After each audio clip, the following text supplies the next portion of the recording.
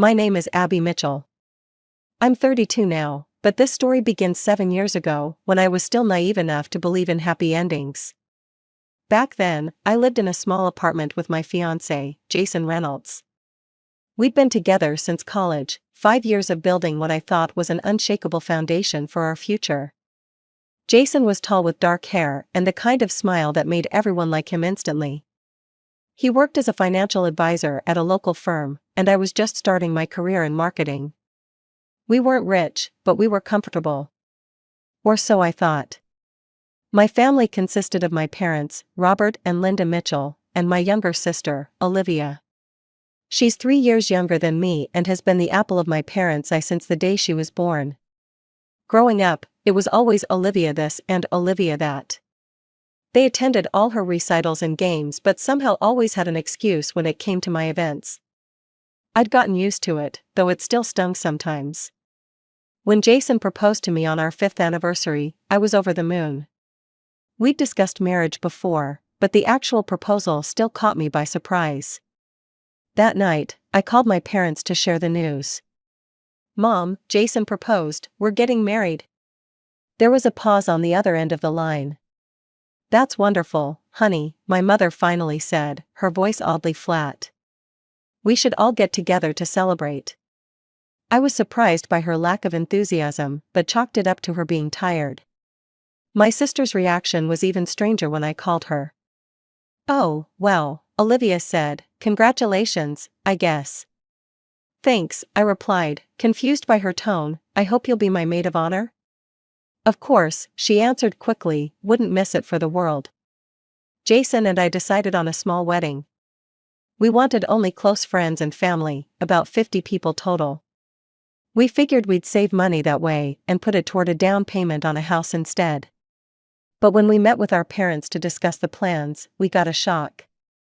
"We'd like to pay for half of the wedding," Jason's mom said, smiling warmly.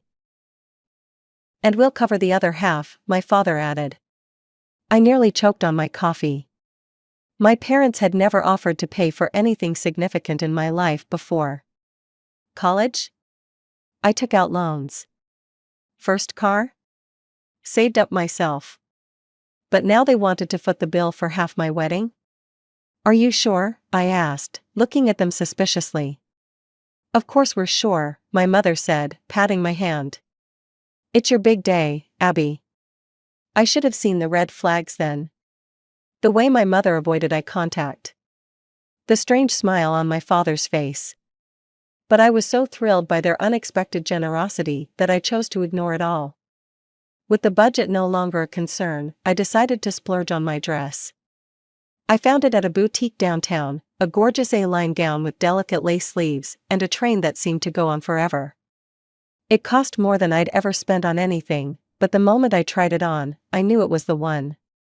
I drove to my parents' house, with my dress carefully laid out in the back seat of my car.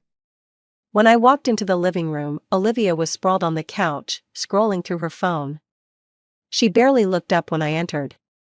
"Hey, Liv," I said, "I brought my wedding dress to show you guys." She glanced up, her expression bored. "Great." I tried not to let her attitude dampen my spirits as I carefully unzipped the garment bag and pulled out the dress. My mother gasped. "Oh, Abby, it's gorgeous." I held it up against me, beaming. "Isn't it perfect?" I fell in love with it the moment I saw it. Olivia's face turned an odd shade of green. "Must be nice to have mom and dad paying for everything," she muttered. "They're only paying for half," I corrected her. "Jason's parents are covering the rest." "Whatever," she snapped, grabbing her phone and storming out of the room. My mother sighed. "Don't mind her, she's just jealous." "I'm used to it," I replied, carefully putting the dress back in its bag. And I was. Olivia had always envied anything I had, always tried to one-up me. When I got A's in school, she'd work herself to exhaustion to get A+S. When I started dating Jason, she suddenly needed to date the captain of the football team. Over the next few weeks, my mother threw herself into the wedding preparations with an enthusiasm that surprised me. She called me multiple times a day to discuss flower arrangements, seating charts, menu options, and a million other details I hadn't even considered. As the wedding date approached, I noticed Jason acting strangely. He'd become distant, often staring into space when I was talking to him. When I asked if everything was okay, he'd smile and say he was just thinking about work or the wedding. A week before the wedding, my mother invited us over for dinner. Jason seemed unusually nervous as we drove to my parents' house. "Are you okay?" I asked, reaching over to squeeze his hand. "Fine," he replied tersely, pulling his hand away to adjust the radio. When we arrived, Olivia was already there, wearing a dress that seemed too fancy for a simple family dinner. She hugged Jason a little too long when greeting him, and I noticed him stiffen slightly before hugging her back. Dinner was tense. My father kept clearing his throat awkwardly. My mother's smile seemed fixed and unnatural. Olivia kept stealing glances at Jason, who was pushing food around his plate without eating much. I excused myself to use the bathroom, hoping a moment alone would help me shake off the strange feeling that had settled over me. When I came back, I saw something that made my blood run cold. Olivia had taken my seat next to Jason. Their heads were bent close together, and she was laughing at something he'd said. My mother was watching them with an odd expression that looked almost satisfied. "What's going on?" I asked, standing at the edge of the dining room. Everyone's head snapped up. For a moment, nobody spoke. Then Olivia smiled, a smug, triumphant smile that made my stomach clench. "I think it's time we told her, don't you?" she said, looking at Jason. "Told me what?" I demanded, my voice shaking slightly. Olivia reached over and placed her hand on Jason's arm. "Jason and I have been seeing each other for 6 months now," she announced, her voice dripping with satisfaction. "He loves me, not you." I looked at Jason, waiting for him to laugh, to tell her she was crazy. But he just stared at his plate. "Is this true?" I asked him. He finally looked up, his face pale. "I'm sorry, Abby, I didn't mean for it to happen." The room started spinning. I gripped the back of a chair to steady myself. "So you all decided to ambush me at dinner?" I looked around the table. My father wouldn't meet my eyes. My mother's face was unnaturally calm. "The wedding is off." "The wedding isn't cancelled," my mother said suddenly. "We've paid for everything. Olivia will simply take your place." The words hit me like a physical blow. I couldn't breathe, couldn't think. "Are you insane?" I finally managed to say. "You can't just replace me at my own wedding." "It's not your wedding anymore," Olivia said, smirking, "it's mine." I turned to my father, desperate for someone to be on my side. "Dad?" He cleared his throat. "Your mother's right, Abby. Jason's parents, and we have already paid for everything. It would be a waste to cancel now." "I don't give a damn about the money," I shouted, my hands balling into fists. I wanted to lunge across the table and wipe that smug smile off Olivia's face. "This is my wedding." "I'm sorry, Abby," Jason said weakly. "Did you all know about this?" I asked, the horrible realization dawning on me. "Is that why you offered to pay for the wedding, Mom? You were planning this all along, weren't you?" My mother hesitated just a second too long before answering, "Of course not."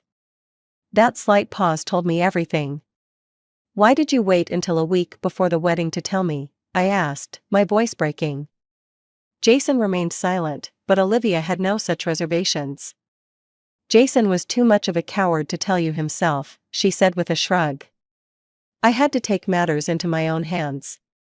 I backed away from the table, feeling sick. "I'm leaving." "Don't forget to leave your wedding dress," Olivia called after me, her voice light and casual. "I'll need it now." I ran out of the house without answering, tears blinding me as I fumbled with my car keys. I drove back to the apartment I shared with Jason, the apartment I now had to leave because the lease was in his name. When I got there, I didn't cry. I was too angry to cry. I grabbed my suitcases and started throwing my clothes into them. Then I saw the wedding dress hanging on the closet door. Without hesitation, I took a pair of scissors and began cutting it into pieces. Snip, snip, snip. Each cut felt like revenge. I left the scraps scattered across the bed we'd shared. I called my best friend, Kate, who lived across town. "Can I stay with you for a while?" I asked when she answered. "Of course," she said. "What's wrong? You sound terrible." "I'll explain when I get there," I said, my voice hollow. "It's over, the wedding's off." I spent the night on her couch, crying until I had no tears left. Kate sat with me, holding my hand, bringing me tissues and cups of tea I didn't drink. "What are you going to do now?" she asked as morning light filtered through her blinds. "I need to email everyone invited to the wedding," I said, my voice raspy from crying. "Tell them it's off." I sent out a mass email with shaking hands. "Due to unforeseen circumstances, the wedding between Jason Reynolds and myself will not be taking place. I apologize for any inconvenience." The responses started coming in immediately. Friends expressed shock and sympathy. "What happened?" they asked. "Are you okay?" I couldn't bear to explain it over and over. But then came the messages from relatives. "Your mother called us, she said the wedding is still on, but Olivia is the bride now? What's going on, Abby?" I turned off my phone, unable to deal with it all. At work, I went straight to my boss's office. Tom had always been kind to me, more like a mentor than a boss. When I walked in, he looked up from his computer and his expression changed immediately. "Abby, what's wrong?" I told him everything, the words pouring out of me in a rush. When I finished, his face was thunderous. "Those people don't deserve you," he said firmly. And I might have a solution. He explained that our company was opening a new branch office in another state. They needed someone experienced to help get things up and running. "The position comes with a relocation package and a significant raise," he said. "It's yours if you want it." I didn't hesitate. "When can I start?" "How about next week?" The day before Olivia and Jason's wedding, I was on a plane heading across the country. The company had arranged a furnished apartment for me, and I arrived with nothing but my clothes and personal items.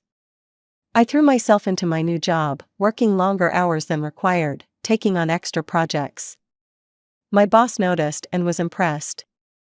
6 months later, I got my first promotion. A year after that, another. My salary increased with each step up the corporate ladder.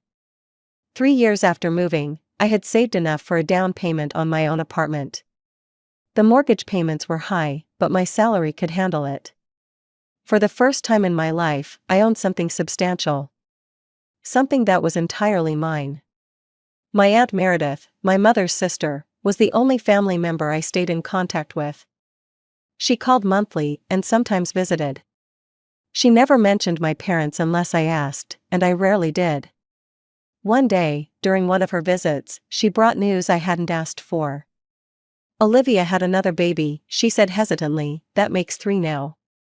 "Good for her," I replied flatly. "She doesn't work," Aunt Meredith continued. "Your parents took out business loans for Jason." I nodded, sipping my coffee. "How nice of them." Aunt Meredith studied my face. "You really don't care, do you?" "No," I said simply, "I don't." The truth was, I felt nothing when I heard about them.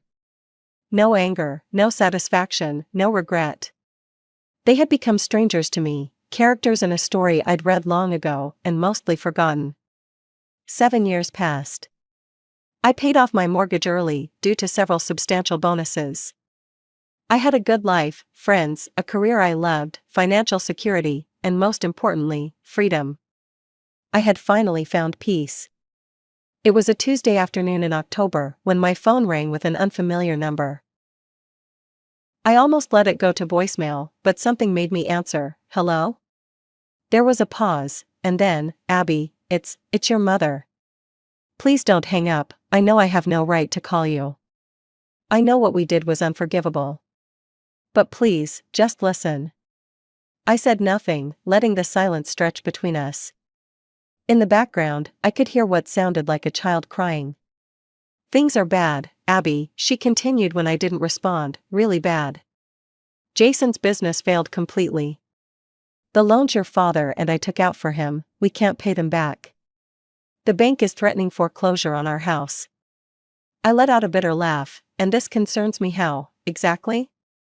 Olivia and Jason lost their house 6 months ago, she went on, ignoring my question. They'd been living with us since then, with all 3 children. Olivia doesn't work, you know. She never has. And now Jason can't find a job anywhere in town because his reputation is ruined after the business failed. I'm still waiting to hear why you're telling me all this, I said flatly, though I already knew what was coming. She took a deep breath. We need help, Abby, financial help. I'm working double shifts at the hospital now, and your father came out of retirement to work at the hardware store, but it's not enough. We can barely keep the lights on, and with 3 small children in the house. I was about to hang up, to tell her exactly where she could go with her problems, when suddenly an idea formed in my mind. A wicked, perfect idea. Actually, I said slowly, I might be willing to help, on one condition. Thanksgiving is coming up in 3 weeks. I'll come back to town, and you'll host a big family dinner. Invite all the relatives, Aunt Meredith, Uncle Paul, Grandma Mitchell, all the cousins. We'll have a proper family reunion. Of course, she said eagerly, we'd love that. I'll invite everyone. You don't know what this means to. I hung up before she could finish. Setting my phone down, I leaned back in my office chair and stared out the window at the skyline of my adopted city. A slow smile spread across my face. After 7 years, I was finally going to get closure. And revenge. I spent the next 3 weeks meticulously planning my trip. The hotel was just as nice as the website had promised. After checking in, I took a long bath, ordered room service, and got a good night's sleep. The next day, Thanksgiving Day, I took my time getting ready. I didn't want to arrive too early. Better to make an entrance when most of the relatives were already there. At precisely 4 p.m., I pulled up in front of my parents' house. The place looked shabby compared to my memories. The paint was peeling around the windows, the front steps sagged slightly, and the yard, once my father's pride and joy, was overgrown and neglected. I sat in the car for a moment, steeling myself for what was to come.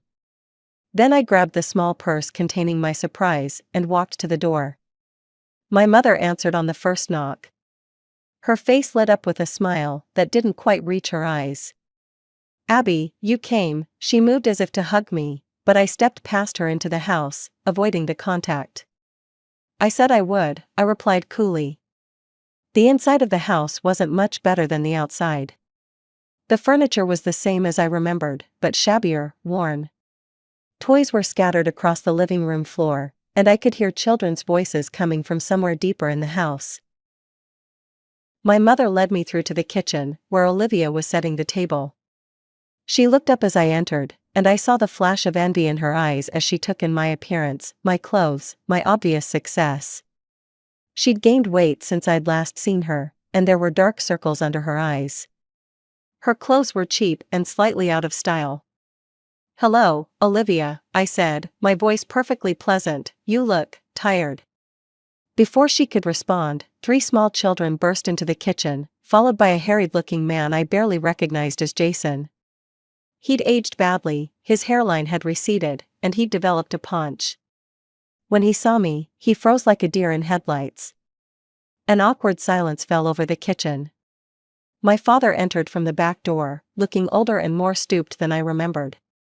When he saw me, he gave a tentative smile. Abby, you made it. I did, I said, maintaining my pleasant tone. You all seem busy.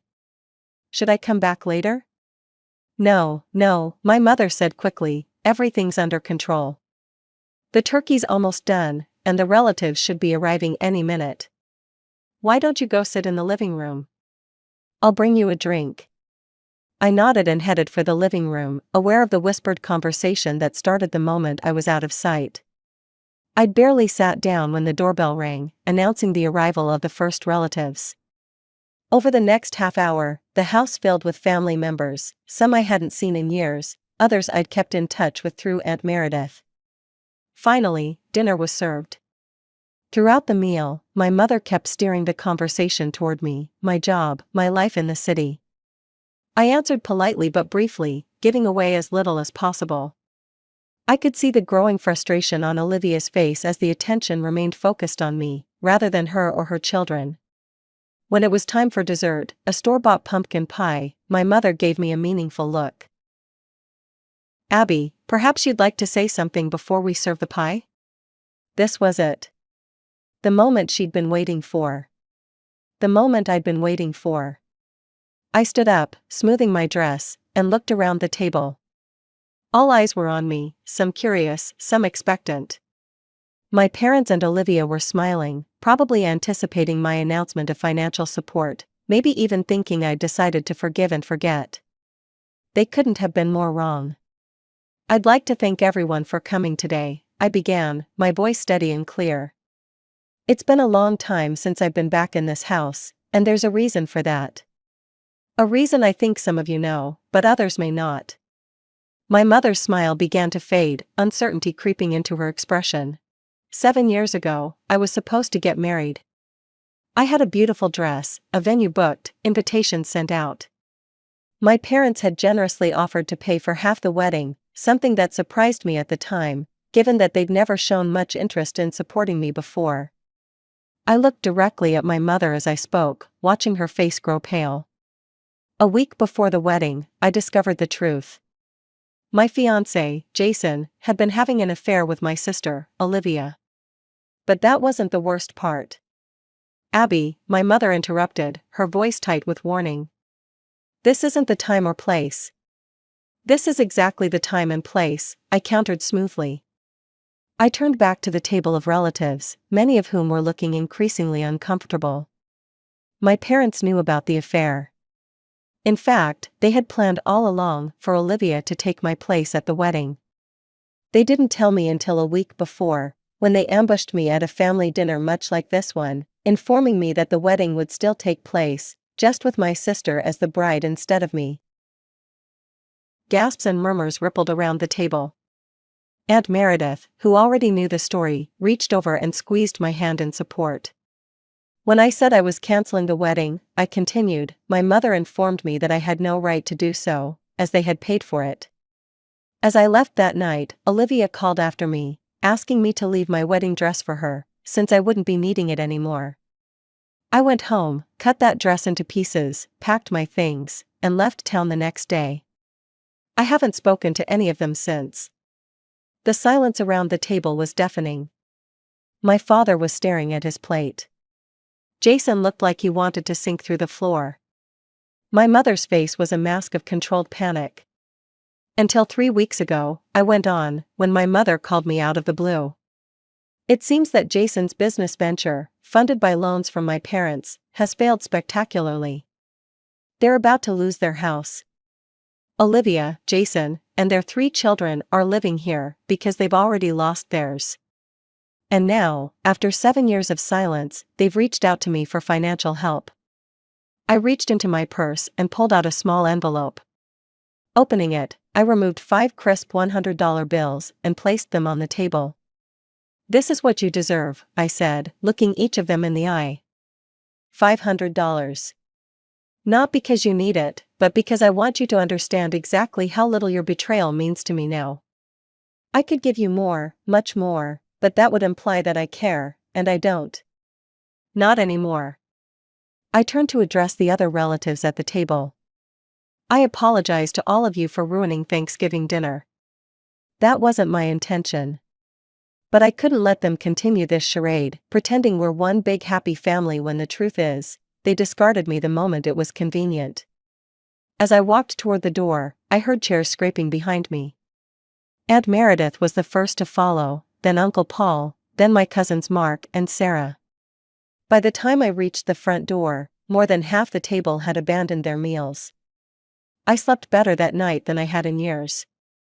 In the morning, I checked out early and drove to the airport, leaving my hometown behind once more, this time knowing I would never return.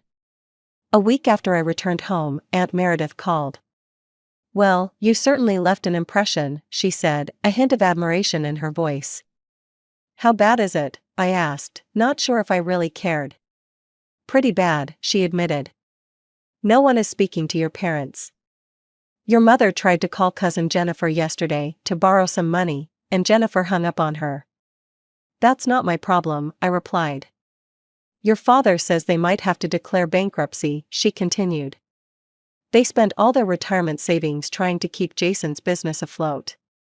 "Still not my problem," I said firmly. "I know," she sighed, "I just thought you should know. For what it's worth, I think you did the right thing. They needed to face the consequences of their actions." 2 months later, I received a Christmas card from my mother. Inside was a long, rambling letter about how sorry she was, how much she missed me, how they were struggling to keep their house. I tore it up without finishing it and dropped the pieces into the trash. Some wounds never fully heal. Some betrayals cut too deep to be forgiven. But I've learned something important in the 7 years since my life fell apart. Sometimes the family you choose is far better than the one you're born into.